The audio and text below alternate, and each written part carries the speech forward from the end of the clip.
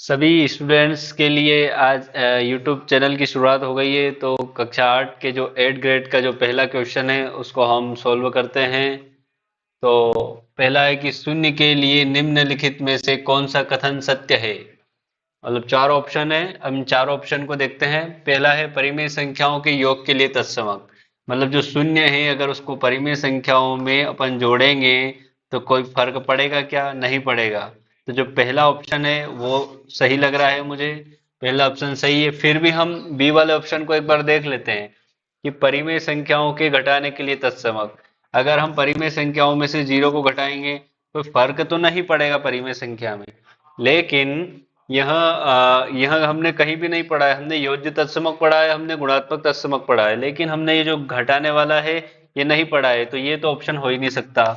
अब सी वाला ऑप्शन लेते हैं कि परिमेय संख्याओं के गुणन के लिए तत्समक।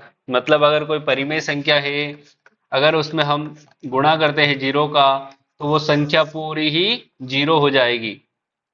तो ये तो सत्य नहीं है जीरो के लिए, तो ये भी गलत है। अब डी वाला ऑप्शन देखते हैं। डी वाला ऑप्शन में परिमेय संख्याओं के विभाजन के लिए तत्समक। तो जो परिमेय संख्या है उसको विभाजन के लिए तो जीरो का उपयोग करते ही नहीं है, कदापि नहीं करते हैं। तो जीरो तो इसका ऑप्शन इस चौथे वाले के लिए गलत है।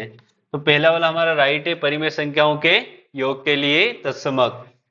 तो हमारा पहला सही है, सही ऑप्शन है। तो हम दूसरे प्रश्न की ओर बढ़ते हैं। दूसरा प्रश्न देखते हैं।